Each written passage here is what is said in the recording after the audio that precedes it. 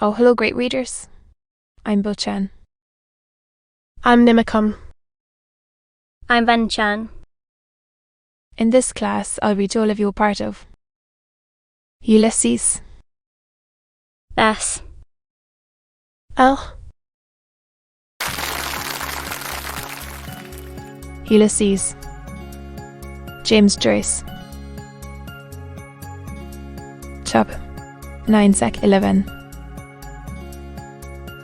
But she, the giglet warden, did not break a bid vow. To deeds are in that ghost's mind a broken vow and little brain ducal, on whom her favour has declined. Deceased husband's brother, sweet aunt, I take it, was hot in the blood.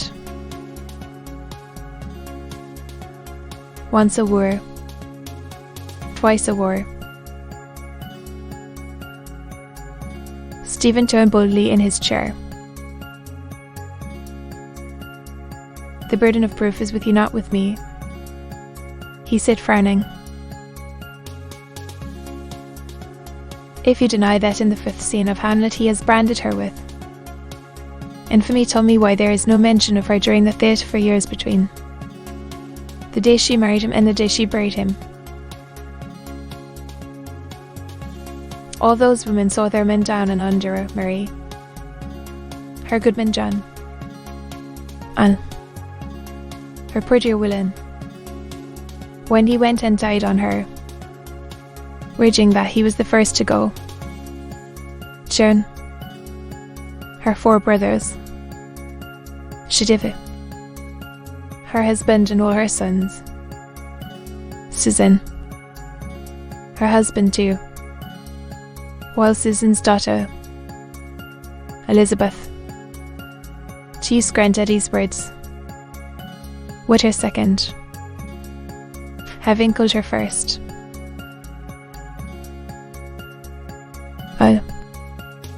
Yes, mention there is. In the years when he was living richly in Royal London to pay a debt, she had to borrow 40 shillings from her father's shepherd. Explain you then. Explain the swan sent you wherein he has commended her to posterity. He faced their silence. To whom thus Eglinton, you mean the wool. But that has been explained, I believe, by jurists at common law. Our judges tell us. And in London, bid ont 50 out. Why? Pretty country folk at few chattels then, John Eglinton observed, as they have still if our peasant plays are true to type. He was a rich country gentleman, Stephen said, with a coat of arms and landed estate at Stratford and a house in Ireland. A capitalist shareholder, a bull promoter, a tithe farmer. Why did he not leave her his best bed if he wished her to snore? Away the rest of her nights in peace? It is clear that there were 2 beds, a best and a second best. Mr. Second Best said finally. The separation woman said a thalama. Better book mulligan and was smiled on. Antiquity mentions famous beds. Second Eglinton puckered. Beds milling. Let me think. Antiquity mentions that Stedgerite, Skeleton and bald heathen sage. Stephen said, who when dying in exile frees and endows his slaves, pays tribute to his elders, was to be laid in earth near the bones of his dead wife and bids his friends be kind to an old mistress, don't forget nil gwinko police and let her live in his villa. Do you mean he died so? Mr. Best asked with slight concern. I mean, he died dead drunk. Look Mulligan capped. A quart of ale is a dish for a king.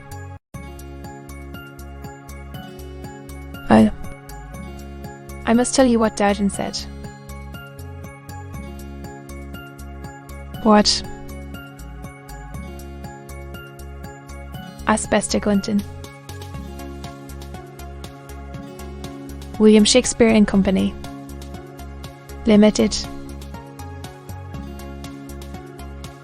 The People's William. For terms apply, E. Dodgen. Highfield House. Buffet. Buck Mulligan suspired amorously. I asked him what he thought of the charge of pederasty brought against the bird. He lifted his hands and said, all we can say is that Lefrenbury, high in those days, of they Catamite. The sense of beauty leads us astray, said Bohafins and his best juggling a Glinton. The doctor can tell us what those words mean. You cannot eat your cake and have it. Say'st thou so? Will they rest from us? From mate. The palm of beauty? And the sense of property? Stephen said. He drew Shylock out of his own lone pocket. The son of a Maltjobber and Mon-Islander, he was himself a corn-jobber and Mon-Islander, with 10 tods of corn hoarded in the famine riots. His burrows are no doubt those divers of worship mentioned by Chittle staff who reported his uprightness of dealing. He sued a fellow player for the price of a few bags of malt and exacted his pound of flesh and interest for every money lent. How else could O'Breezester and Cowboy get rich quick? All events brought Gristismal. Shylock chimes with the Jew beating that followed the hanging and quartering of the Queen's leech. Lopez. His Jew's heart being plucked forth while the shinny was yet alive, Hanet and Macbeth. With the coming to the throne of a Scotch Philosophusta with a turn forward roasting. The lost armada is his jeer and love's labour lost. His pageants. The histories. Self-bellied on a tide of Mayficking enthusiasm. Warwickshire Jesuits are tried, and we have a Porter's theory of equivocation. The Sea Venture comes home from Bermudas and the Pleuron and admired is written with Atticlaban, our American cousin. The Shugud Sonnets fellow Sydneys. As for Faye Elizabeth, otherwise Carty Bess, the Gers Virgin to inspire the merry wives of Windsor. Let some men hear from all money grow up his life long for deep meanings in the depths of the book basket. I think you are getting on very nicely. Just mix up a mixture of philological. Window. Empty. Wittent. And girl. Prove that he was a Jew. John Eglinton dared. Expectantly.